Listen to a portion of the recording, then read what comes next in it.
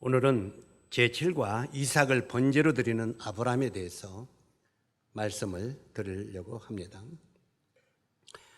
우리 본문의 말씀은 창세기 22장 1절로 19절까지 나오는 말씀입니다.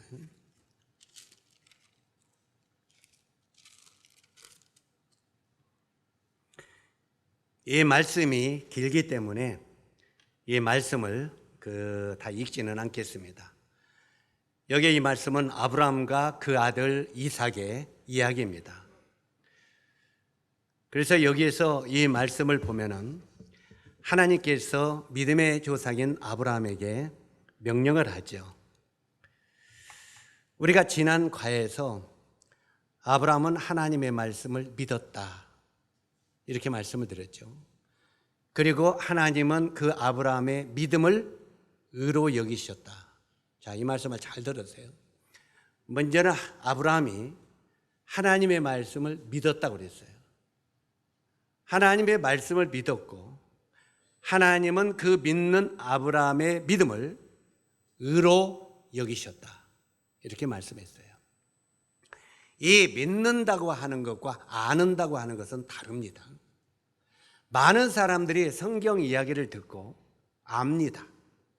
머리로 그렇구나 하고 압니다. 근데 그렇구나 하고 알기는 하는데 믿지는 않습니다. 수많은 사람들이 그래요. 구원받았다고 하는 성도들도 마찬가지입니다. 말씀을 머리로 알기는 아는데 믿지는 않아요. 그래서 예수님도 너희가 나를 믿노라 하면서도 내 말은 믿지 아니하는도다, 이런 말씀하셨어요. 하나님의 말씀을 믿는다는 말은 그 말씀에 내 삶을 올려놓고 같이 동행한다고 하는 말입니다. 이 같이 동행한다고 하는 말이 어떤 말인지 굉장히 중요한 내용입니다. 이제 아브라함, 믿음의 조상인 아브라함이 내 말을 믿었다고 했고 하나님이 그 믿는 말씀을 의로 여기셨다고 했어요. 의로 여기시니까 이제 그 아브라함에게 이제는 축복을 하십니다. 이 말은 뭔 말이냐면 우리가 하나님의 말씀을 믿고 그 말씀에 내 삶을 올려놓고 그 말씀에 순종을 하면 하나님이 축복을 하신다는 말입니다. 그런데 우리들은 순종도 안 하면서 축복만 해달라고 기도합니다. 그래, 안 그래요? 순종은 안 해요. 말씀을 따르지도 않아요. 그래 놓고 축복만 해달라고 합니다. 우리가 기도도 마찬가지입니다. 하나님의 말씀에 순종은 하지 않고 기도로 응답을 해달라고만 기도합니다. 자, 예를 들어서 말합니다. 여기 지금 창세기 12장 3절을 보니까 땅의 모든 족속이 너로 인하여 복을 얻을 것이라. 이것은 말씀에 순종한 그 믿음을 의로 여기심을 받은 아브라함에게 하나님이 축복을 주시는 장면입니다. 아브라함이 하나님의 말씀을 믿고 말씀과 함께 행동으로 옮겼기 때문에 하나님이 아브라함에게 축복을 주셨다는 말입니다. 여기에 땅의 모든 족속이, 이 말은 이스라엘 백성들만 말하는 게 아닙니다. 그래서 유대인들은 예수님이 이 땅에 오셨을 때, 제자들이 있을 때에도 우리는 아브라함의 자손이라고 말했습니다. 그때 예수님이 뭐라고 했습니까? 또 성경에 바울이나 다른 제자들도 뭐라고 했습니까? 너희가 내 제자라고 말하지 말라는 거예요. 너희가 아브라함의 제자라고 말하지 말라고 말이에요. 너희들이 아브라함의 제자라고 말하지만 실제로는 너희가 아브라함의 제자가 아니라는 거예요. 왜? 아브라함은 말씀을 믿는 사람이었다는 거예요. 그런데 너희들은 하나님의 말씀을 믿는 사람이 아니었다는 거예요. 그러니까 너는 아브라함의 제자가 아니라는 거예요. 그러면 이 아브라함은 땅의 모든 족속이, 이 이스라엘을 중심으로 해서, 예루살렘을 중심으로 해서 땅의 모든 족속들이 아브라함의 후손이 돼. 그런 것은 뭐냐면은 바로 이 아브라함의 믿음을 동일하게 가진 자들, 오늘날 우리가 예수 그리스도의 말씀을 동일하게 마음속에 받고 믿고 따르면 우리가 바로 믿음의 자손, 아브라함의 후손이라고 말하는 것입니다. 이 아브라함의 후손은 믿음의 후손이라는 거예요. 그 믿음을 의로 여기셨다. 우리가 하나님의 말씀을 믿는 믿음을 하나님은 의로 여기신다는 거예요. 그래서 여기에 이 아브라함이 이제 땅의 모든 족속이 너로 인하여 복을 받는다고 했는데, 아브라함은 그 당시에 하나님을 믿고 있었다고 하고 하나님이 그 미를 의덕으로 여기신다고 하고, 나중에 이 말씀을 자세히 읽지는 않았습니다. 성경에 여기 말씀에 보면은 그 축복 중에서 너희가 바로 이제 땅의 모든 족속이 너로 말미암아 복을 얻는다고 하면서 너희 후손이 이렇게 말합니다. 너희 후손이. 근데 그 당시에 아브라함은 아들이 있었어요, 없었어요? 없었습니다.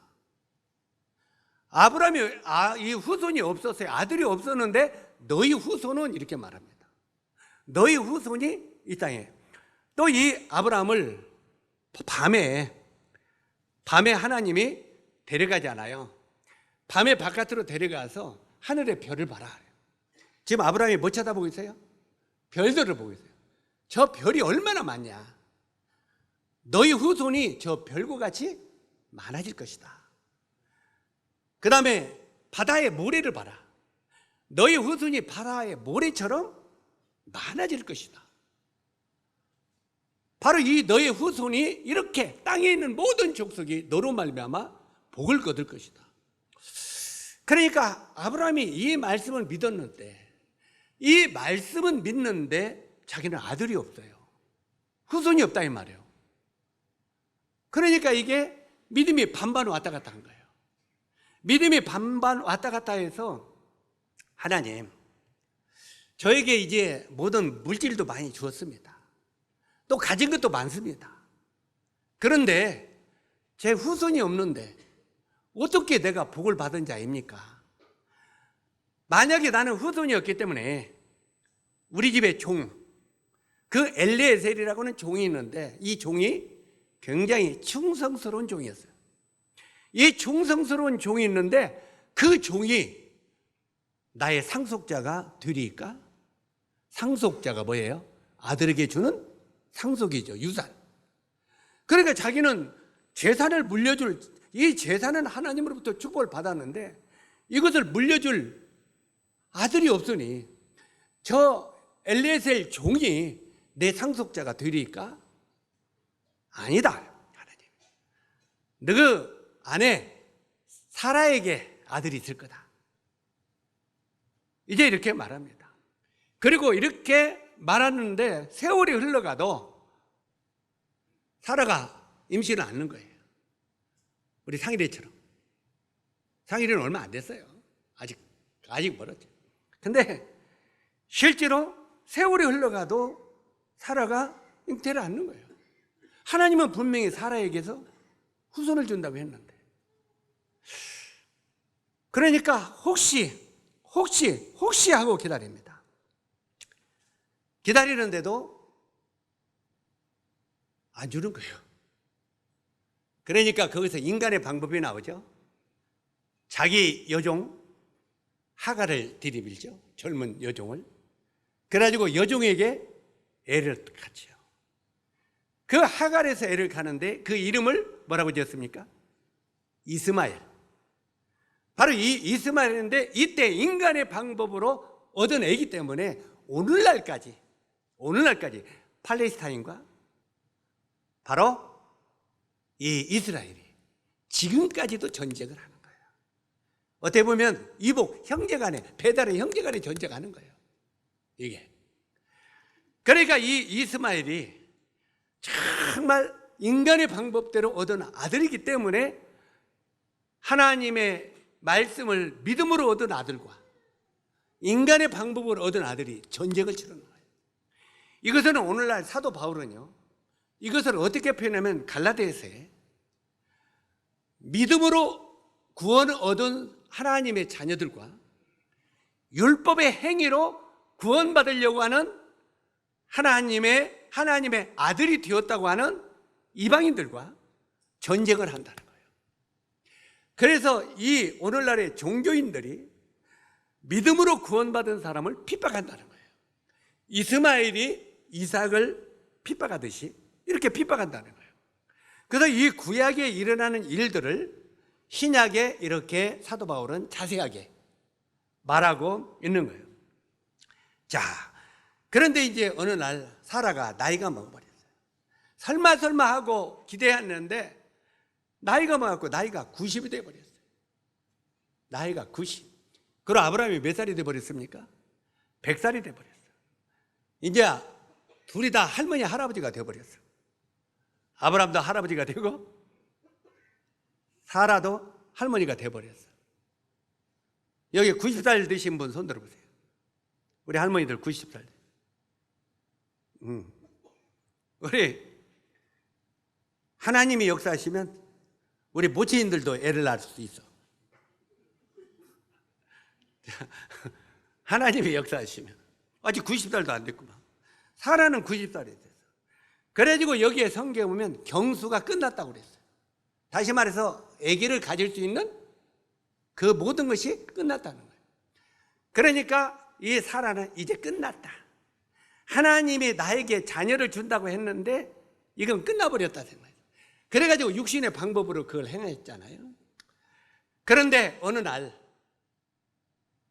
바로 이 하나님과 천사들이 아브라함의 장막을 방문합니다. 아브라함의 장막을 방문하니까 이렇게 장막을 지나가니까 아브라함이 우리 집에 들어서서 와서 저 나무 그늘에 쉬어서 먼 길을 떠나려면 다리도 아프고 힘이 들으니까 우리가 준비한 이렇게 그 양식을 드시고 가소서 그렇게 말합니다. 그러니까 이 세 명의 천사들이 하나는 하나님이시죠. 바로 우리 주님과 천사들이 거기에 등장해서 그래 그러면 잠깐 쉬었다 가겠다. 앉으니까 이 아브라함이 자기 아내 종들에게 빨리 가서 아주 좋은 송아지를 한 마리 잡으라고 합니다. 송아지를 잡아서 이제는 잔치를 준비해요. 손님 3명이 왔는데 3명을 위해서 뭘 잡았다고요? 송아지. 우리 형제 자매들 같으면 그렇게 할 수 있어요? 할 수 있어요 없어요? 쉽지 않죠. 손님 들어오면 국수나 먹여서 보내. 라면이나 끓여서 먹여서 보내. 우리 그렇지 않아요? 실제로 성경에 보면요 우리 형제 자매들도 배워야 됩니다. 뭘 배워야 돼요? 정말 너희가 손대접하기를 힘쓰면 그 중에 천사들을 접대할 수도 있느니라 이렇게 말합니다. 그러니까 우리가 알지 못하는 사이에 하나님의 천사들을 우리는 접대할 수 있다는 겁니다. 그래서 우리는 때를 어떤지 못 얻든지 손대접하는데 인색하지 마시기 바랍니다. 우리 각별히 김제교회 집사님들도 손대접하는데 인색하지 마십시오. 그냥 재정이 없어 뭐가 없어 하면서 인색하지 마십시오. 실제로 우리는 행한 대로 받게 돼 있어요. 우리가 풍성하게 드리면 풍성하게 돌아오게 되는 것이 하나님의 약속입니다. 우리가 씀씀이가 인색해지면요 두르는 모든 것도 인색해지고 약해집니다. 우리가 주를 하여 풍성하게 드리면 생활도 풍성하고 윤택하게 된다는 건 하나님의 약속입니다. 이것은 제가 평생에 배운 경험입니다. 실제로 어떻게 보면 다 알 수는 없지만 저는 저에게 보내주는 손님이 있으면 최선을 다하려고 합니다. 교회가 돕든지 안 돕든지 상관없이 하나님이 보내주신 손님들은 최선을 다해서 섬기려고 합니다. 돈이 있까요? 없어도 실제로 우리가 있는 것 중에서 최선을 다할 때 하나님이 이제까지 의인이 구걸하는 법이 없다고 말씀하신 것처럼 삶을 여유롭게 하시고 풍성하게 하시는 것을 저는 경험했습니다. 지금까지도 경험하며 살고 앞으로도 그럴 것입니다. 우리가 정말 주님을 섬기고 손대접하는 것을 인색하게 여기지 마십시오. 한마디로 자린고비처럼 짭짤하게 하지 말라고 말해요. 우리가 중동에 가보면요, 옛날부터 손대접하는 것은 굉장히 풍습인 것 같습니다.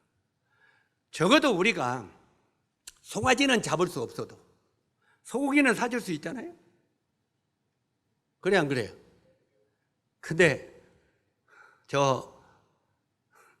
우리 최기동 형제님 손님이 많은데 저 소고기 그거 너무 비싸요. 아니 그럼 뭐 줄까?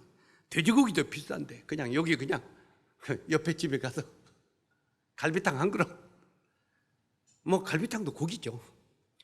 자, 어찌하든 간에 우리 마음속에 실제로 이 손대접할 때 적어도 아브라함은 송아지를 잡아서 대접했어요. 그 결과 그 중에 하나님과 천사를 섬겼다는 말이에요. 그래서 그들에게 놀라운 축복을 받습니다. 뭔 축복을 받아요? 너희 아내 사라에게 아이가 또 있을 거라고 또 말합니다. 그러니까 이제는 사라가 끝났어요? 안 끝났어요? 자기는 이제 애 낳을 때는 틀려버렸어. 애 낳을 때는 틀렸는데 대접을 했더니 너희 아내 사라가 애가 있다고 하니까, 자, 여기 그림 하나 그리고 빼왔는데 저 장막 뒤에서 성경을 보면 사라가 웃었다고 그랬죠. 왜 웃었습니까? 왜 웃었어요? 좋아서요?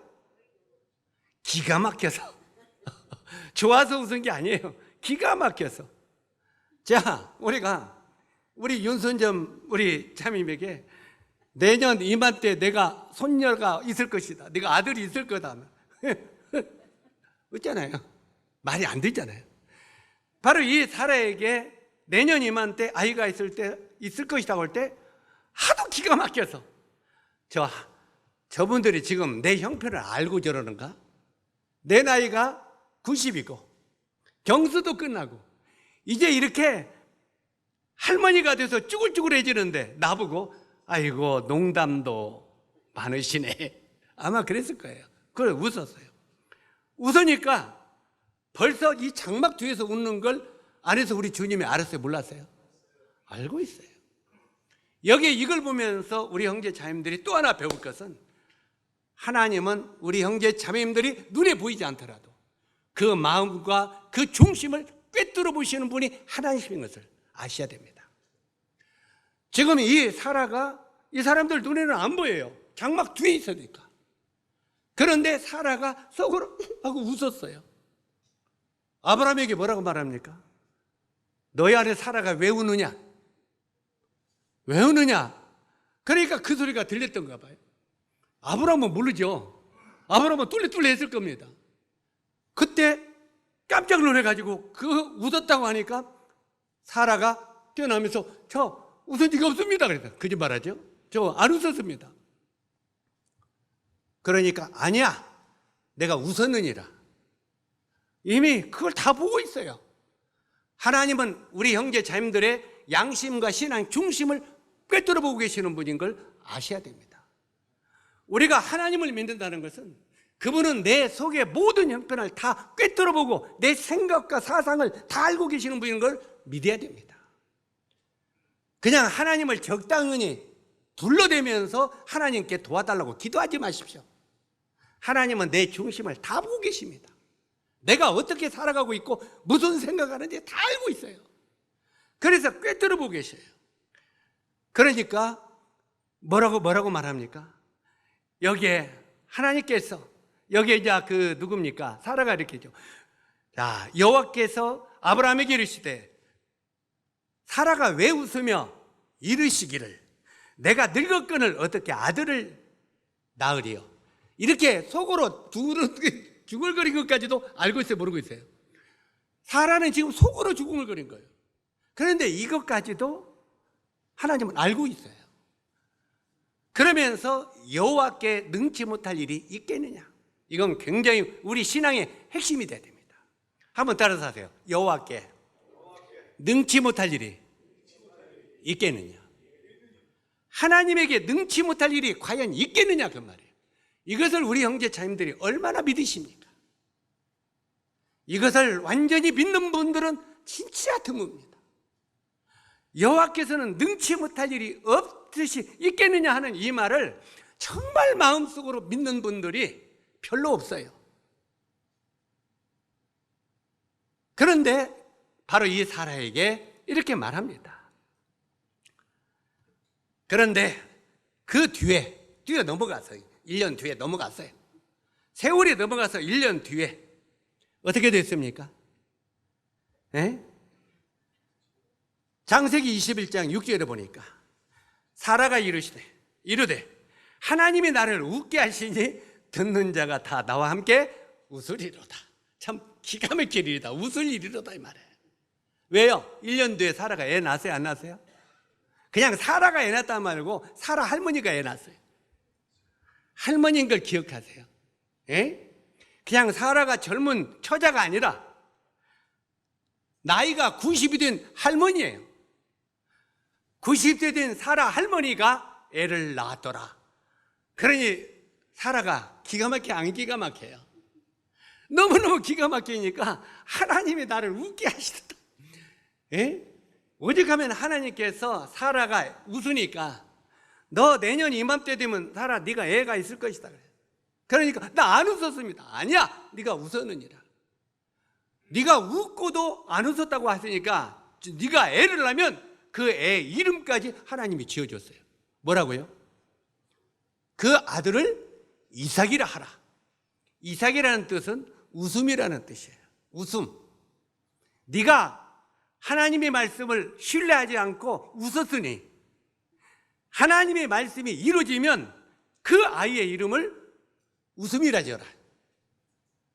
그러니까 사라가 진짜 웃긴다고 했더니 진짜 웃게 되네요. 이 말이에요. 한번 따라서 하세요. 웃긴다고 했더니 하나님이 나를 웃긴다고 했더니 진짜로 웃게 하셨네. 이해가십니까? 이걸 정말 신뢰하지 않았더니 하나님이 이 일을 정말 이루심으로 말미암아 나를 웃게 하셨다.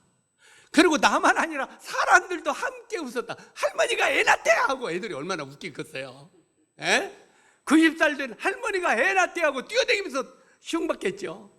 그런데 흉을 봐도 사라는 기뻐요, 안 기뻐요? 자, 자기 후손이 생겼으니 얼마나 기쁘겠어요. 그래서 사라가 이르되 하나님이 나를 웃게 하시니 듣는 자가 다 나와 함께 웃으시리로다. 사랑하는 형제자매 여러분, 믿음이라는 게 뭡니까? 믿음은 하나님의 말씀을 확실히 신뢰하는 겁니다. 그리고 그 말씀에 내 생명을 올려놓는 것이 믿음입니다. 그래서 이 사라가 할머니가 애를 낳았어요. 자, 이제 이삭이 컸습니다. 그 뒤에 이 성경을 보면 얼마나 아브라함이 그 이삭을 사랑했는가가 나옵니다. 우리 아마 애기 나면은 얼마나 갖고 신나요. 그죠? 나도 옛날에 애 낳았을 때 우리 사라를 내가 그 지지기 퍼대기를 내가 오토바이에다 묶어갖고 저 봉동까지, 봉동이 아니라 화산까지 달려갔다니까요. 그때는 비포장도로인데 막 돌이 깔려있고 막 오토바이 이렇게 뛰어요. 성경 공부하러 목요일마다 가는데 거기까지 애기를 싣고 가서. 왜요? 그러면 이놈은 그냥 막 뛰고 그냥 다 뛰어지 힘들어 죽겠다고 그죠? 힘들어 죽겠어도 애들과 같이 하는 게 즐거운 거예요. 우리 형제 자매들은 얼만큼 새끼들을 사랑했는지 모르겠습니다만 나도 많이 사랑했죠. 바로 이 아브라함은 나이 100살이 난 자식이 얼마나 예쁘겠어요. 아마 깨물어도 정말 아프지 않았겠죠. 그런데 창세기 22장으로 들어오면서 22장 2절에 보니까 어느 날 아브라함이 아침에 큐티 시간이 되었던 것 같습니다. 아침에 하나님의 말씀을 묵상하고 조용히 기도하면서 오늘 하루 하나님이 어떻게 나를 인도하시는가 하고 기도하고 있었어요. 이런 아브라함이 아침 일찍이 하나님 앞에 기도하는 이런 때 창세기 22장 2절에 보니까 하나님께서 아브라함에게 청천벽력 같은 말을 하십니다. 어떤 말을 해요? 여호와께서 이르시되 내 아들 사랑하는 독자 이삭을 데리고 모리아 땅으로 가서 내가 내게 일러준 한 산 거기서 그를 번제로 드리라. 하나밖에 없는 독자 이 이삭을 하나님이 지시하는 그 산으로 데리고 가서 번제로 드리라는 겁니다. 여러분, 번제가 뭔 줄 아십니까? 번제는요, 머리서부터 이 항문까지 몸을 반절을 쪼개는 겁니다. 몸을 반절을 쪼개서 내장을 끄집어내고 이것을 나무에 태우는 것입니다. 다른 말로 하면 우리가 새를 잡으면 반절 짜게 가지고 배를 가르고 꾸잖아요. 엎어놓고. 그것처럼 사람을, 그 모든 짐승을 그 당시에 그렇게 해서 하나님 앞에 번제를 드렸어요. 이스라엘 백성들이 죄를 짓게 되면, 그 죄를 지게 되면, 내가 죄를 지면 내가 양이나 염소를 한 마리 끌고 옵니다. 그리고 양이나 염소에 손을 얹고 안수 기도를 합니다. 그러면 내 죄가 이 양에게 넘어가는 거예요. 이 염소나 양에게. 그러면 이 양은 내 죄를 대신해서 이제 제사장이 하나님께 번제로 드립니다. 번제로 드리면은 이 양을 죽여가지고 배를 갈라가지고 바로 이 장작불에서 태워 죽입니다. 그러면 이 양은 내 죄를 짊어지고 장작불에서 태 죽는 거예요. 죄는 누가 졌어요? 죄는 내가 졌어요. 죄는 내가 짓고 죽기는 누가 죽어요? 양이 죽는 거예요. 염소가 죽어요. 짐승이 죽었단 말이에요. 이것이 번제예요. 나를 대신해서 대신 짐승들이 죽었다 이 말이에요. 그런데 하나님께서 믿음의 조상인 아브라함에게, 아브라함아, 양을 잡아서 드리라면 이 아브라함이 기쁘게 드렸겠죠. 그래, 안 그래요? 그런데 네 아들 하나밖에 없는 독자 이삭을 하나님께 나에게 번제로 드리라, 죽여서 드리라. 아브라함이 이 소리를 듣고 어떻게 했습니까? 여러분이 아브라함이라면 어떻게 했어요? 아마 우리는, 나부터 저를 포함해서 여러분들이 아브라함이라면요, 하나님, 아무리 주님이 나의 주님이시라도 이럴 수는 없습니다, 이렇게 말할 거예요. 어떻게 이것도 100살에 얻은 아들을, 그 당시 이삭이요 16살, 17살 이때 되었습니다. 15에서 17 사이 되는 그런 청년이요, 그렇게 되는데 이걸 번제로 드리라는, 하나밖에 없는 아들을. 아마 우리는 꿈에도 그런 일을 할 수 없을 것입니다. 그런데 하나님께서는 아브라함에게 네 아들을, 하나밖에 없는 독자 이삭을 하나님께 번제로 드리라 그랬어요. 그것도 내가 내게 일러준 한 산, 그곳에 올라가서 그곳에서 번제를 드리라. 여기 일러준 한 산이 어디냐면은, 답을 먼저 드리자면 예수 그리스도, 예수님이 갈보리에서 십자가에서 피 흘려 죽으신, 못 박혀 죽으신 그곳이 바로 이삭을 번제로 드려간 그 장소입니다. 이해가십니까? 바로 이 이삭을 하나님께 번제로 드리라는 그 산이 바로 예수 그리스도가 십자가에서 피 흘려 죽은 장소란 말이에요. 그래서 우리의 구약은 오실 메시아, 신약은 오신 메시아인 거예요. 구약은 앞으로 이런 메시아가 올 것이다, 이걸 그림자로 보여주는 거예요. 그리고 그림자로 보여줄 오실 메시아가 신약에는 구약에 오실 메시아로 보여지는 그 메시아가, 신약의 그 메시아가 오셨다. 그분이 바로 어린 양 예수 그리스도시다, 이걸 이야기하는 거예요. 이거 답이 벌써 다 나오네. 설교 끝나버렸어. 이거 나중에 이야기해야 되는데 하도 내가 다급해서. 그래서 어찌하든 이에 아브라함이 종들에게 이르되 뭐라고 했습니까? 너희는 나귀와 함께 여기서 기다리라. 자, 처음에는 나귀들과 종들이 같이 갔습니다. 그 산까지. 나귀와 함께 여기 기다리라. 내가 아이와 함께 저기 가서 예배하고 우리가 너에게 돌아오리라. 자, 나하고 이삭 아들하고 뭐 둘이만 가서 예배 드리고 그 다음에 다시 이곳으로 돌아올 테니 너희들은 여기서 나귀와 함께 기다리라. 이렇게 말합니다. 기다리라 이렇게 말하고 이제는 아브라함이 그 아들 이삭에게 나무 등을 짚습니다. 맞으면은 태워서 죽일, 그 짐승을 잡아서 죽일. 실제로 이 나무를 누가 짊어져요? 이삭이, 아들이 이삭이 짊어집니다. 아들이 이삭이 자기가 죽을 나무를 짊어지는 거예요. 짊어지고 아버지에게 올라갑니다. 여기 보니까 이삭이 이르되 불과 나무는 있거니와 번제할 어린 양은 어디 있나이까? 아들이 지금 아버지에게 질문합니다. 창세기 22장 7절로 8절을 보니까 이삭이 이르되 불과 나무는 있거니와 번제할 어린 양은 어디 있나이까? 아들아, 번제할 어린 양은 하나님이 자기를 위하여 친히 준비하시리라.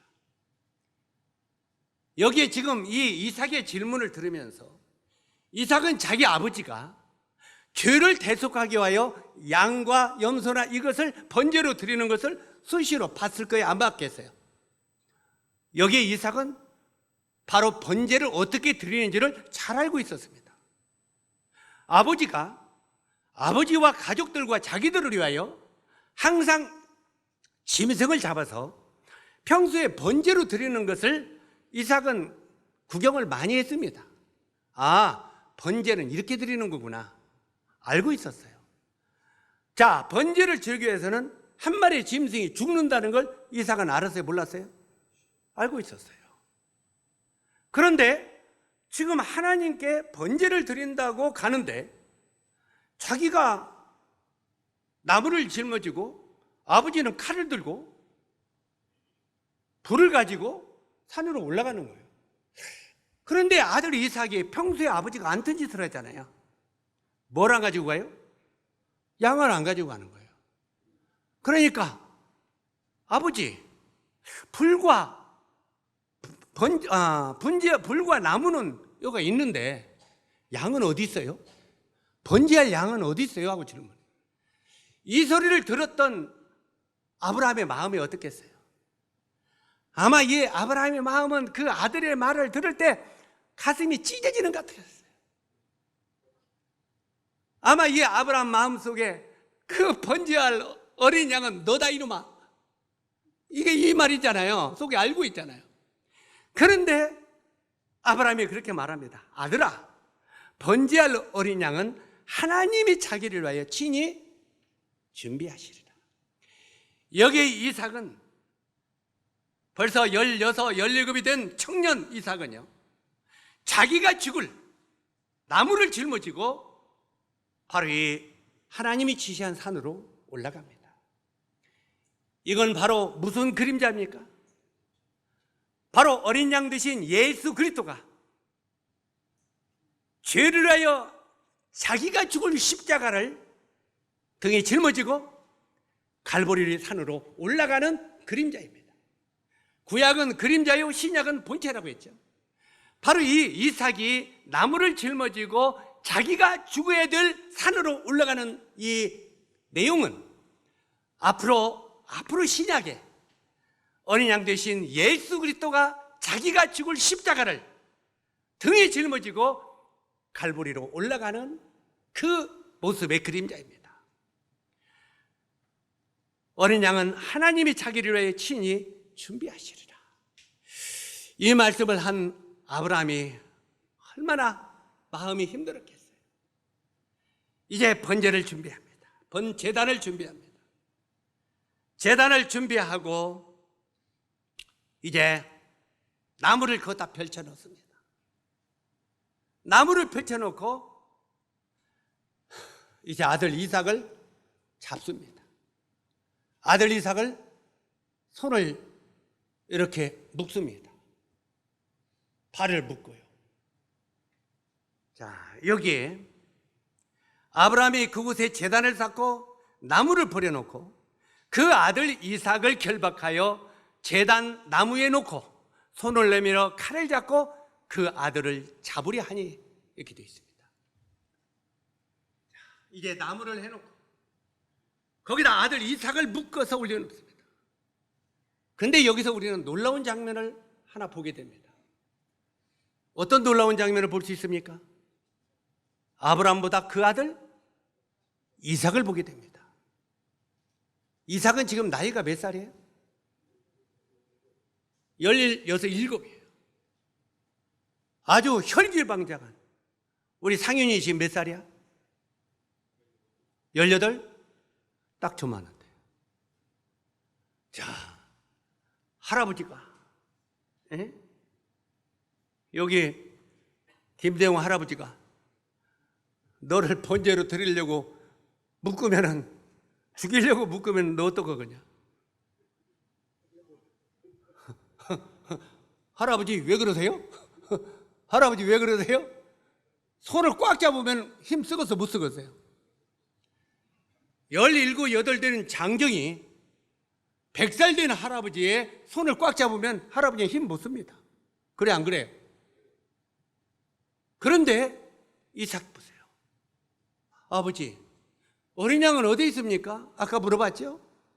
그런데 자기를 잡고, 그때 성경에는 없지만 다시 질문했겠어요, 안 했겠어요? 아버지, 어린 양이, 번제로 드릴 어린 양이 없어요? 하나님이 준비한 어린 양은 바로 너란다 했겠어요, 안 했겠어요?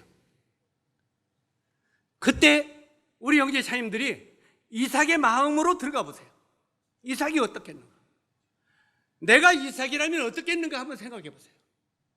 아마 거기에 100이면 100%다 그걸 물리치고 아이고 나는 그럴 수 없습니다 하고 튀쳐나가던가요. 그렇지 않겠습니까? 아버지가 망령세 어떻게 나를 죽이려고 합니까 하고 털쳐나가 버릴 거예요. 아들이 튀쳐나가 버리면 그것을 제압할 아브라함은 안 해요. 100살이 된 할아버지가 어떻게 제압을 해요? 못하죠.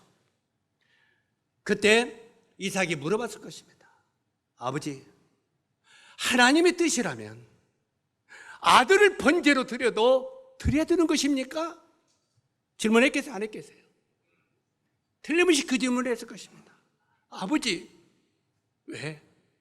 하나님이 명령하시고 하나님의 뜻이라면 아들을 죽이라고 해도 그대로 해야 되는 것입니까? 질문 안 했겠어요? 그래 질문했을 겁니다. 그때 아브라함이 아들에게 뭐라고 했겠습니까? 그렇단다. 하나님의 말씀은 절대 변개시킬 수가 없다. 하나님이 번제로 드리라고 하면 그렇게 해야 된다.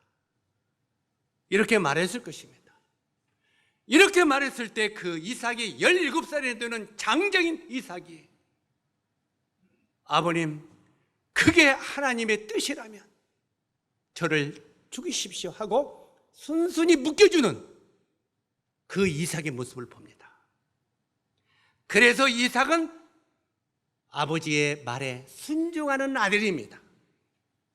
하나님을 믿고 하나님이 말씀하시면 믿어야 된다고 하는 믿음도 아들도 동일하게 있었고, 그 다음에 그 아들 믿음 가운데 하나님의 뜻이라면 설령 나를 죽인다 할지라도 이대로 순종해야 된다는 것을 이삭은 알고 있었다 이 말이에요. 이게 이삭의 믿음입니다. 나중에 말씀을 드리겠습니다만 나중에 히브리서 11장에 보면요, 히브리서 기자가 그렇게 말합니다. 믿음으로 이삭은 이렇게 말합니다. 이 이삭이 얼마나 하나님을 믿고 신뢰했던가를 기록하고 있습니다. 실제로 이 이삭이 이것이 하나님의 뜻이면 이것도 순종해야 됩니까 하고 그대로 자기가 묶여주고, 아마 여기에 이 번제를 드리려고 하는 까르는 나무에 지가 스스로 올라갔을 것입니다. 스스로 올라가서 누웠을 것입니다. 자, 이렇게 눕히니까 이제 나무에 놓고 손을 내밀어 그 칼을 잡고 아들을 잡으려 하다니 진짜 아들을 이제 죽이려고 했어요. 하나님 말씀대로 번제로. 그때 창세기 22장 11절로 12절에 보니까 천사가 나타납니다. 천사가 나타나서 뭐라고 말합니까? 아브라함아, 아브라함 하고 부릅니다. 아브라함아, 아브라함, 내가 내 아들 내 독자라도 내게 아끼지 아니하였으니 내가 이제야 내가 하나님을 경외한 줄을 아노라. 사랑하는 형제 자매 여러분, 우리는 여기서 믿음의 조상인 아브라함과 그 아들 이삭을 통해서 뭘 배웁니까? 철저하게 우리는 하나님 말씀에 순종하는 자녀들이 되어야 된다는 것을 배우게 됩니다. 오늘날 우리들은 얼마나 하나님의 말씀을 불순종하고 살아갑니까? 정말 불순종하고 살지 않습니까? 우리 형제 자매들이 무엇 때문에 이 세상을 존재하고 있습니까? 왜 살고 있습니까? 그냥 일주일 내동 내 맘대로 살다가 그냥 일요일날 와서 예배 한번 드리는 거, 이것 때문에 인생 살고 있습니까? 이것 때문에? 나중에 주님 앞에 가서 우리 뭐라고 대답할까요? 주님 앞에 너 뭐 하다 왔느냐 하면 뭔가 할 말이 좀 있어야 되잖아요. 일주일 내내 우리가 무엇을 위하여 살다가 인생을 마무리하려 하십니까? 이건 굉장히 우리 인생이 중요한 것입니다. 여기에 아브라함아, 아브라함아, 내 아들 내 독자까지도 내게 아끼지 않았으니 내가 이제야 내가 하나님을 경외한 줄을 알아노라 하면서 이 아들을 죽이려는 걸 막습니다. 그리고 창세기 22장 13절에 보니까 아브라함이 눈을 들어 살펴본 즉 한 수양이 뒤에 있는데 뿔이 수풀에 걸려 있는지라. 아브라함이 그 수양을 가져다가 아들을 대신하여 번제로 드렸더라. 하나님이 그 아들 이삭을 죽이는 것을 중단하고, 이삭이 아브라함 마음속에 3일 동안 죽은 자로 있었습니다. 우리가 여기서 영적인 교훈을 배워야 될 것은 아브라함의 마음 가운데 그 이삭은 3일 동안 어떻게 됐습니까? 죽은 자로 있었습니다. 그러나 3일 후에 바로 이 이삭이 죽은 자 가운데서 살아났습니다.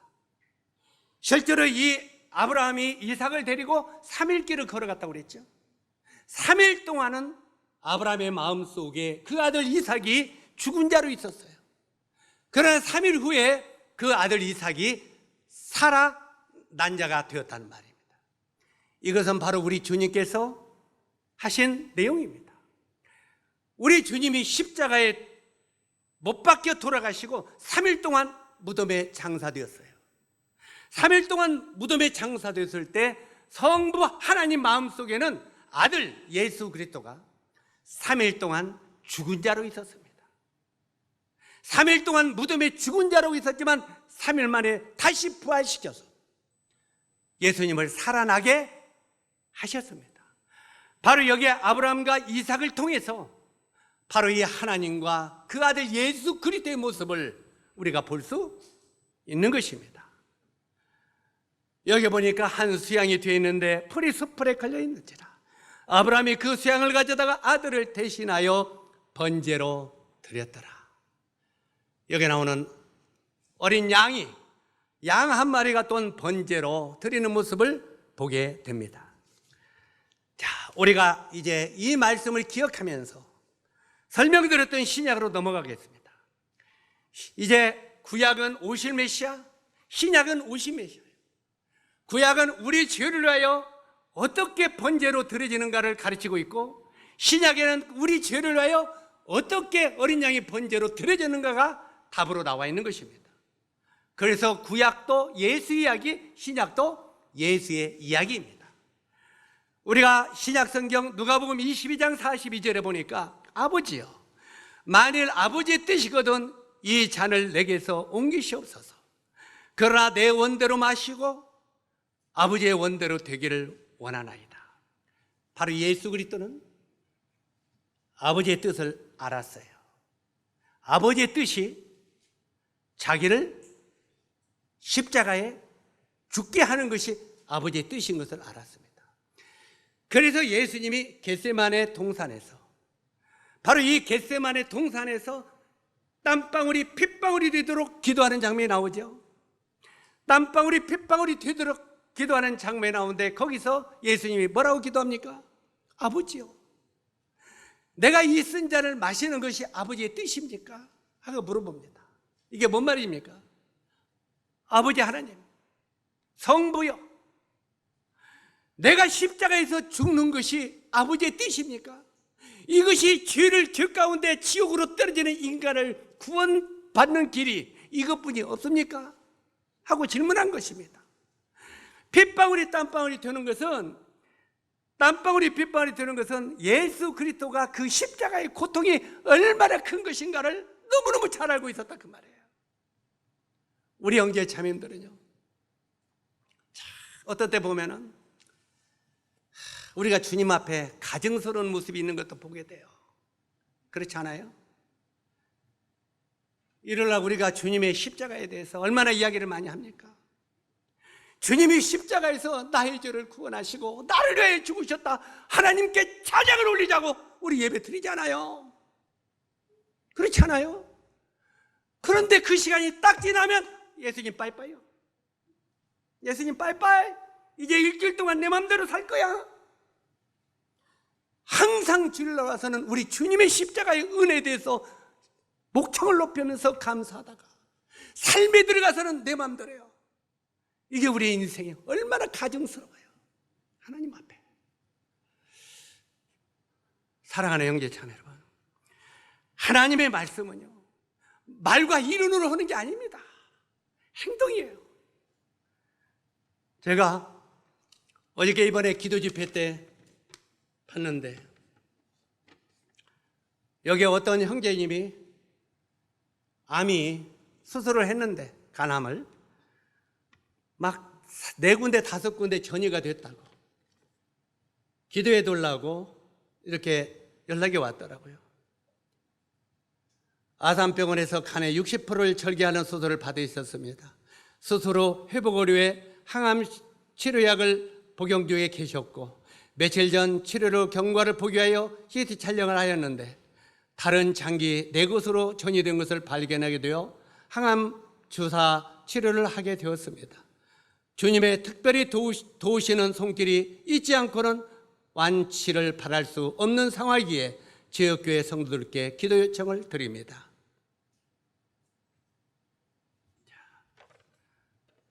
어떤 형제가 암 수술을 했는데 수술 후에 경과가 좋지 않아서 4곳 5곳으로 전이가 됐다는 거예요. 그래서 인간의 생각으로는 불가능하다 이 말이에요. 그래서 이걸 낫기 위하여 기도해 달라는 거예요. 이렇게 했습니다. 그런데 제 휴대폰의 카톡에 우리 또 동탄의 이영수 형제님 카톡이 왔어요. 동탄교회에서 사역하는 이영수 형제님이 담낭암으로 그 길이가 처음에 약 7.5mm 정도 됐었죠. 그런데 담낭암은 거의 불가능하다고 우리 소원장님도 그렇게 말씀하셨어요. 실제로 이 담도암하고 그 다음에 그 취장암호가 암 중에서는 참 힘들대요. 그리고 낫기가 정말 힘들대요. 그런데 영수는 담도암이에요. 담낭암이죠. 그러니까 이게 그 안에 쓸개와 그 간 속으로 이렇게 엮여진 그 속에가 이렇게 난 거예요. 근데 거기가 보면 이렇게 온전히 몸뚱어리로 이렇게 전이가 되는 것이 거기서부터 퍼진대요. 그러니까 한마디로 다른 곳에 전이 되는 문인 거예요. 그러니까 거기에 걸리면 전막이 전이가 되는 그런 병인 거예요. 그래서 위험하대요. 그런데 우리가 아는 것처럼 영수 형제님도 그 암 수술을 받았죠. 수술을 받지 않았어요. 왜? 그럼 받을 수가 없대요. 그래서 이제 약을로, 물로 이렇게 이제 그 항암 치료를 들어갔죠. 근데 우리가 잘 아는 대로 이 양반은 항암 치료하면서도 동탄 역에 나가서 전도하는 거예요. 항암 치료 받으면서 전도하면서 그 영혼들, 할머니 할아버지들을 토요일 날이면 예배당에 40-50명씩 지금 모여요. 그래가지고 거기서 복음을 전해요. 그래가지고 이 할머니 할아버지들이 이제는 자기들 구원받고 할 나라가 있다는 분이 많이 생겼어요. 지금도 계속 그 일을 하고 있어요. 그리고 동탄에 가서 모셔오고, 이번에도 항암 수술 직전에, 이제 항암 수술이 아니라 항암 이제 투입 들어가잖아요, 약. 그거 하는데 그거 전에 이번에 섬전도 여행 같이 갔잖아요. 야, 형제, 그럼 집에서 좀 쉬는 게 안 낫겠냐 했더니, 죽어도 전도하다 죽는다는 거예요. 그래서 우리가 기도 집회 때마다 저는 그 형제의 생명을 살려달라고 기도하지 않습니다. 왜냐하면 연장시켜달라고. 오늘날 이렇게 복음을 위해 사는 사람들이 없지 않습니까? 그런데 이렇게 복음에 대해서 열정을 가지고 사는데 그 생명을 주님 좀 연장시켜 주십시오. 그리고 그 일을 마지막에 사용하시다가 주님 부르십시오. 생명을 연장시켜 주십시오. 그렇게 계속 우리 기도했습니다. 교회에서 살려달라고 기도하잖아요. 그런데 조금 전에 여기에 여기 형제는 교회 장로일을 했었습니다. 교회 장로일을 하다가 건강이 좋지 않고 나이도 먹고 건강이 좋지 않으니까 이제 이걸 다 그만두겠다고 손을 띄었습니다. 장로일도 그만두고 무슨 말씀 복음 전하는 일도 그만두고 뒤로 물러났어요. 물러나는데 이 병이 왔습니다. 그런데 낫게 해달라고 지금 기도합니다. 낫게 해달라고. 자, 여러분이 하나님 같으면 어떻게 하겠어요? 제가 왜 이야기를 하냐면 우리가 기도를 어떻게 할 것인가를 아셔야 돼요. 하나님의 말씀을 어떻게 우리 삶 속에 적용해야 할 것인지를 알아라 이 말이에요. 우리는 어디가 아프면 주여 누가 여기 아픕니다, 누가 여기가 아픕니다, 이걸 낫게 해주십시오. 그러면 하나님 입장에서 생각해 보세요. 낫게 해주면 뭐 할래? 낫게 해주면 뭐 할래? 낫게 해주면 뭐 할래? 너 돈 벌게 해주면 뭐 할래? 물어보는 거예요. 자, 이제까지 장로일도 그만뒀어요. 복음 전에도 이제 나이 먹고 건강이 안 좋다고 그만뒀어. 그런데 암이 걸렸어. 수술을 했어. 주님 낫게 해주십시오. 전국의 성도들 낫게 기도해 주십시오. 주님이 질문할 겁니다. 너 낫게 해주면 뭐 할래? 낫게 해주면 뭐 한다고 하겠어요? 이미 그거 걸리기 전에도 복음 전하고 주를 해 사는 거 손을 띄었어요. 근데 낫게 해주면 뭐예요? 낫게 해주면 쉽게요, 편안하게요. 야야, 편안하게 쉬려면 하늘나라 와서 쉬어. 하늘나라가 더 편하다. 한번 따라서 하세요. 하늘나라가 더 편하다. 우리 믿어요? 하늘나라 가서 쉬지 뭘 이 땅에서 나서 갖고 키워. 썩어버릴 세상에서. 그렇잖아요. 하늘나라 가서 쉬면 되잖아. 차라리 그 기도가 주님 저를 자는 것처럼 주님 나라에 가서 쉬게 저를 데려가 주십시오. 이렇게 기도하는 것이 옳다고 생각합니다. 그렇지 않아요? 제 말이 막말하는 것 같습니까? 차라리 주님 나라에 가서 쉬게 저를 도와주십시오. 빨리 제 생명을 걷어가 주십시오. 이렇게 기도해야죠. 우리 동탄의 영수 형제는 네가 생명을 연장시키면 뭐 할래? 예, 주님 복음을 해 살아야죠. 할 일이 있어요, 없어요? 그래, 너는 주와 복음을 해서 네 생명을 낫게 해주마. 그 형제가 7mm, 7.5mm 암이 계속 주를 해 살다 보니까 줄고 줄었어요. 그랬더니 1.5mm까지 줄었대요. 1.5mm가 줄었는데 이번에 그걸 놓고 다시 이 항암 마지막 그 절제본 수술을 하려고 하다가 내가 섬전도 갔다 와서 하겠습니다 하고 나를 미뤘어요. 섬전도 갔다 와서 하겠다고. 그래서 섬전도 하고 가서 엊그저께 해보니까 의사가 그걸 보더니 암세포가 없어졌어요. 암세포가 없어졌대. 안 보입니다. 그런데 내가 너무 이상해서 아직 나섰다고 말을 못 하겠습니다. 그런데 어떻든 안 보입니다. 놀랍지 않아요? 암세포가 안 보입니다.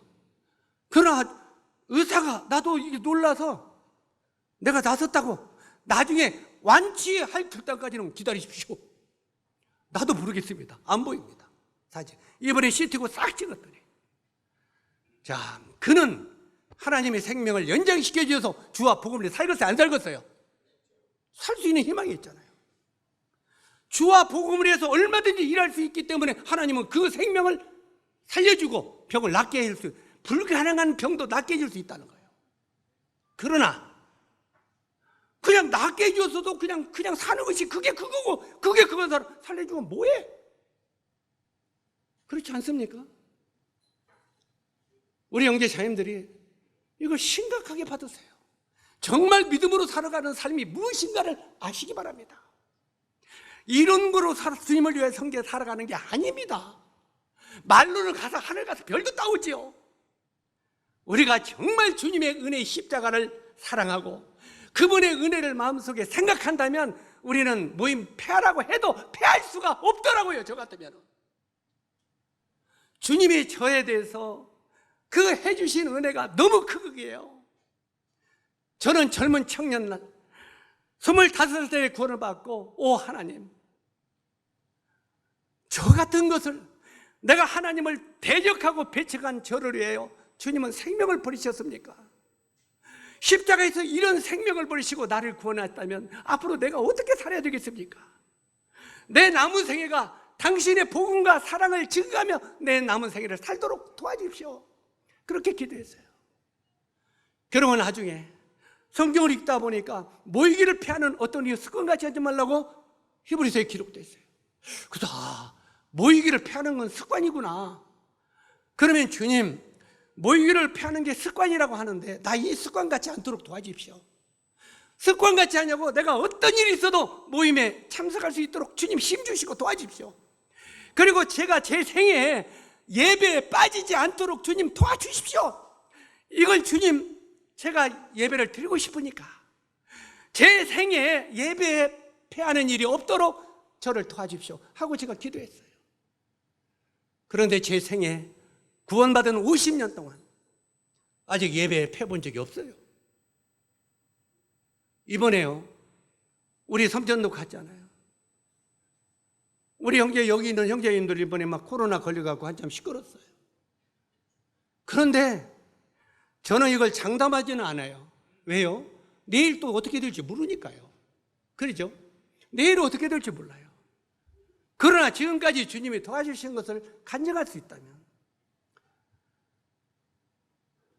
저는 거기에서 벌써 송영재님이 의사가 확진이 되어갖고 철수했어요. 첫날 하루 있다가 그날 제가 약을 가지고 들어갔어요. 안에 들어가서 형님하고 둘이 방에서 제가 방을 얻어줘갖고 자기 혼자 단판방을 쓴다고 하는데 제가 들어가니까 막 마스크를 쓰고 의사가 난리를 쳐. 그래서 그냥 들어갔어요. 그랬더니 형님 마스크 쓰세요. 마스크 쓰세요. 알았어. 마스크 그냥 쓸게. 하루 썰으면 쓸게. 안 쓰고 들어갔다가 썼어요. 왜 덕을 위해서. 그래갖고 이야기를 했어요. 앉아. 그랬더니 나보고 뭐라냐. 형님, 정말 믿음은 모든 자의 것이 아닌 것 같아요. 다른 사람은 코로나가 확진됐다면 옆에도 오지 않으려고 격리하려고 막 사람들이 그러는데 형님은 이 안방까지 들어와서 나 혼자 있는데 들어와가지고 지금 대화하고 이야기하고 있다. 그래서 형님은 특별한 것 같아요. 아니야, 난 절대 특별한 게 없어. 그냥 주님이 도와주실 걸 믿는 거지. 그 이야기가 나왔어요. 그리고 이제 거기서 전부 할 때 형제님들이요, 얼마나 철저하게 마스크를 하고 살았는지. 아마 거기 가신 분들 여기도 있지만 이거 1분 1초도 안 벗기고 이거 썼을 거예요. 밥 먹으면 저도 이러고 이러면서 그렇게 먹잖아요. 근데 저는 거의 안 쓰고 살다시피 했어요. 덕을위해서 그냥 여럿이 있을 때만 좀 쓰고. 그런데 여기에 임채만 아산병원에 임채만 형제님이나 그 자매님이나 여기 군산에 이경희 형제도 우리 차를 타고 같이 갔거든요. 거기까지. 근데 저는 운전할 때 마스크 쓰면 답답해서 못해요. 다 벗고 했죠, 그죠? 올 때도 형제들 다 그 우리 차 타고 왔어요. 왔는데 이 세 사람이 전부 확진자인데 마스크를 철저하게 얼마나 철저하게 의사들은 얼마나 철저하게 쓰는지 몰라요. 진짜 이만큼 1분 1초도 안 벗겨요. 그런데 다 확진돼 버렸어요. 이게 형제도 나는 증세는 없는데 확진이래. 형님은 어때요? 아니 나는 괜찮아요. 우리 사라가 다 확진된다는데 아빠도 그냥 강단히 쓰면 돼요. 검사해봐야지 하고 코를 얼마나 쓰셔야 되는지. 그래서 두 손으로 막 쉬어서 되고 얼마나 확실히 해봐야 한다고 막 깊이 쑤셔야 되든지 제가 코앞에서 피나는 줄 알았어요. 그러더니 나중에 검사보더니 이상하네. 뭐가? 음성이 나오네. 엄마도 검사해요. 엄마랑 양성일 거야. 엄마도 음성이 나오네. 그 다음에 하루 지나서 또 검사, 또 음성이래. 2번이나 했는데. 그러니까 이경영님이 형님은 올 때나 다 이거 벗었잖아. 우리는 철저하게 썼는데 왜 우리는 확진인데 형님은 확진이 안 됐지요? 그래서 제가 그랬어요. 나 다른 거 모르겠다. 다른 거 모르겠는데 나 오면서 뭐라고 했냐면 아버지 내일 기도 집회예요. 내가 기도 집회에 빠지지 않도록 내가 만약에 확진이 된다면 기도 집회에 빠져야 되잖아요. 내일 기도 집회인데 안 빠지도록 도와주십시오. 그래서 기도 집회에 참석했어요. 주님 내일 모레 일요일인데 예배 주님 안 빠지게 해달라고 주님이 기도했잖아요. 주님이 또한 이제까지 50년 동안 지켜줬잖아요. 지금이라도 코로나가 확진돼 가지고 예배 빠져버리면 이제 제가 앞으로 이런 문제 뭐라고 말하겠습니까? 주님이 결론은 알았다. 내가 지켜주마. 내가 왜 이야기하는 줄 아십니까? 여러분이 분명한 하나님을 섬기는 분명한 목적이 있으면 주님 앞에 제가 이렇게 섬기겠다는 확실한 다짐이 있으면 맹세가 있으면 하나님이 여러분을 지켜주십니다. 그냥 여러분이 그냥 내가 코로나 걸린 게 자랑입니까? 우리가 막 그거 그냥 내가 이거 타다는 건 아니에요. 유행병이니까. 그러나 그게 자랑들이냐는 거예요. 적어도 주님 앞에 매달리면서 주님 전염병이 나를 지배하지 않게 도와주십시오. 믿음으로 기도해야 되죠. 성경에 많이 나와요? 안 나와요? 계시록 그 구약에 성경에 엄청 나오잖아요. 너희가 여호와를 신뢰하면 전염병이 너희를 지배하지 아니하리로다. 말씀이 있어요? 없어요? 내가 여호와를 신뢰하게 되고 그분을 확실히 믿고 의뢰하게 되면 분명한 하나님을 섬기는 목적이 있으면 그가 너희를 전염병에서 지켜주신다고 약속하셨잖아요. 그 하나님의 말씀을 생명의 말씀으로 믿으라는 거예요. 그냥 이론으로 알지 말고 믿으라는 거예요. 우리 사랑하는 형제 자매들에게 오늘 간절히 부탁하고 싶은 것은 하나님의 말씀을 그냥 이론으로 받지 말고 마음속에 받아들이고 믿으라는 거예요. 그리고 그 말씀에 여러분의 생명을 올려놓으라는 거예요. 그러면 그 말씀이 여러분을 지켜주신다는 거예요. 말을 그냥 빗이 갖다는 듯이 하나님 말씀은 얼마나 잘하는데 하나도 안 믿어. 하나도 안 믿어. 너희가 나를 믿노라 하면서도 내 말은 믿지 아니하는도다. 왜 주님이 이렇게 탄식하셨겠어요?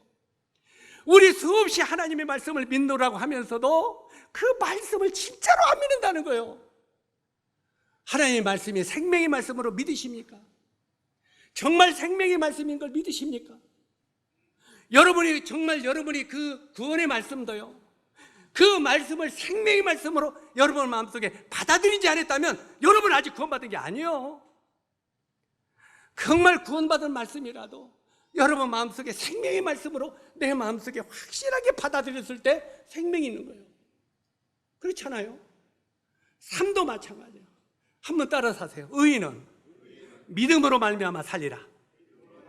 우리가 예수님 믿고 구원받은 다음에 의인이 됐어요? 안 됐어요? 됐지 않아요. 그럼 어떻게 살라고요? 믿음으로 살아라는 거예요. 그런데 우리가 믿음으로 구원을 받았는데 사는 건 내 마음대로 살아가는 거예요. 그러면서 어떻게 우리가 그리스도인이라고 말할 수 있어요? 적어도 의인은 믿음으로 말미암아 살리라. 그리고 여러분의 하나님을 향하여 가치관을 두십시오. 내가 주를 위하여 무엇을 하고 살 것인가를 정하십시오. 여러분이 정한 게 뭐 있어요? 내가 주를 위하여 어떻게 살 것이라는 한 가지도 정한 것이 없어요. 주여, 주님이 나에게 생명을 구원해 주셨는데 앞으로 제가 주를 위하여 이렇게 살겠습니다. 적어도 이런 소원 하나씩 가져야 되지 않겠습니까? 그렇잖아요. 이렇게 살겠습니다. 하나님의 말씀은 이론으로 믿는 게 아닙니다. 마음으로 믿으십시오. 여기에 바로 예수 그리스도, 여기에 아버지여 만일 아버지의 뜻이거든 이 잔을 내게서 옮기시옵소서. 그러나 내 원대로 마오시비고 아버지의 원대로 되기를 원하나이다. 이게 무슨 말이겠습니까? 나는 이 십자가를 지지 않고 사람을 구원할 수 있는 길이 있다면 그 길을 걷고 싶습니다. 고통 안 받고. 우리도 때때로는 고통 안 받기를 원해 안 해요? 그냥 조금만 고통이 있으면 주여 이 고통에서 벗어나게 도와주시옵소서. 벗어나게 해주면 뭐 할래? 그냥 몰라요. 그냥 벗어나게 해주면 좋지요 뭐. 그게 답입니까? 벗어나게 해주면 뭐 할래? 항상 질문을 해보세요. 여러분이 어떤 걸 기도할 때 만약에 여러분의 생활이나 여러분의 가정에 축복해 주십시오 기도했는데 축복해 주면 네가 과연 뭐 할래? 이 질문을 나에게 해보십시오. 내가 어떻게 살 것인가? 내가 어떻게 나를 축복해 주면 어떻게 살 것이라는 이것을 분명히 주님 앞에 서원하십시오. 그랬을 때 주님이 여러분을 축복하실 것입니다. 아브라함이 그랬어요. 여기에 우리 주님도 이 십자가를 보면서 이렇게 기도했습니다. 하품하는 거 보니까 끝내라고 하는 것 같아요. 예수께서 힘쓰고 해서 더욱 간절히 기도하시니 땀이 땅에 떨어지는 핏방울 같이 되었더라. 우리 주님은요 십자가를 그냥 고통 이 정도 지고 죽으신 게 아닙니다. 정말 땀이 땅에 떨어지는 핏방울 같이 되었더라. 이렇게 고통을 치르면서 저와 여러분을 구원해 주셨습니다. 그 주님을 위해서 우리가 적어도 어떻게 살아야 되겠다는 거 생각해야 되지 않겠습니까? 예수께서 큰 소리로 불러 이르시되 아버지여 내 영혼을 아버지의 손에 부탁하나이다 하시고 이 말씀을 마친 후 숨을 거두니라. 우리 예수님도요 아버지의 뜻대로 모든 것이 되기를 원하고 그대로 아버지의 뜻대로 자기를 어린 양으로서 십자가에 내어주고 그리고 인생을 마치셨습니다. 예수 그리스도 그분이 저와 여러분을 위하여 다 이뤘다 너희 죄를 내가 다 갚았다 말씀하시고 숨을 거두셨어요. 이 주님의 십자가의 그 희생의 은혜를 정말 여러분 마음으로 깊이 받으십시오. 그리고 주님이 나를 이렇게 사랑하셨고 나를 위하여 이렇게 희생하셨는데 주님 앞으로 내가 남은 생에 어떻게 살겠습니다. 이 고백을 할 수 있기를 원합니다. 이 고백을 적어도 주여 오늘 이 말씀을 듣고 다음부터는 제가 모임을 폐하는 일은 없도록 하겠습니다. 이런 다짐이라도 하나 해야 되지 않겠습니까? 이제 여러분에게 마무리를 하겠습니다. 여러분이요 주님 앞에 쓰임을 받으려면요 제일 먼저 모임을 폐하는 사람이 되어서는 안 됩니다. 모임을 폐하는 사람은 절대 하나님이 사용하지 않습니다. 이건 제가 맹세코 말합니다. 먼저는 자기가 부족하더라도 자기가 연약하더라도 정말 주님 앞에 모이기를 힘쓸 때 주님이 그를 들어서 사용하시는 겁니다. 우리가 일요일만 나오면서 주님이 우리를 위해 뭘 쓰기를 원합니까? 예를 들어서 여러분이 일요일날 예배만 드리면서 이제 예배도 안 드리는 분들이 많은데 예배만 드리면서 성도들에게 뭐라고 가르치겠어요? 뭐라고? 여러분 모이기만 힘쓰세요. 너나 잘해. 그렇지 않겠어요? 너나 잘 모여. 특히 말씀을 가르치고 인도하는 일꾼들과 리더들은 모임을 빠져서는 안 됩니다. 앞으로 모임을 자꾸 폐하면서 교회에 쓰임받도록 기도하지 마십시오. 이건 주님 앞에 부끄러운 겁니다. 적어도 주님 앞에 주여 내가 일일이 타는 못해도 내가 정기적인 집회는 주일과 수요일은 제가 빠지지 않겠습니다.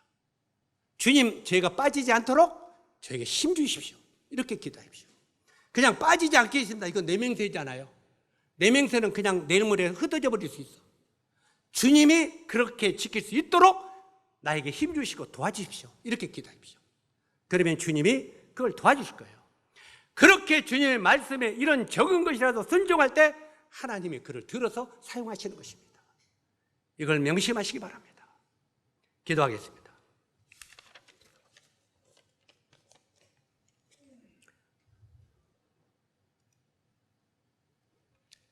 아버지 하나님, 오늘 아브라함과 그 아들 이삭의 믿음을 통해서 우리들에게 여러 가지 믿음이 무엇인가, 하나님의 말씀을 우리가 어떻게 믿고 신뢰하고 살아야 될 것인가를 여러 모양으로 가르쳐 주시는 데 감사를 드립니다. 때때로 하나님의 말씀을 우리 마음속에 받았을 때 주여 이 말씀에 제가 순종할 수 있도록 도와주셔서 이렇게 주님 앞에 결단하는 성도들이 되도록 도와주시기를 원합니다. 우리가 정녕 믿음으로 구원받았을진데 우리가 사는 생애도 믿음으로 살아갈 수 있는 성도들이 되도록 도와주시기를 원합니다. 그러므로 주님이 우리를 들어서 사용하시고 우리를 언제든지 들어서 사용하시기에 합당한 그런 그릇으로 우리를 만들어 주시기를 원합니다. 예수님의 귀하신 이름으로 아버지 하나님께 기도드립니다. 아멘.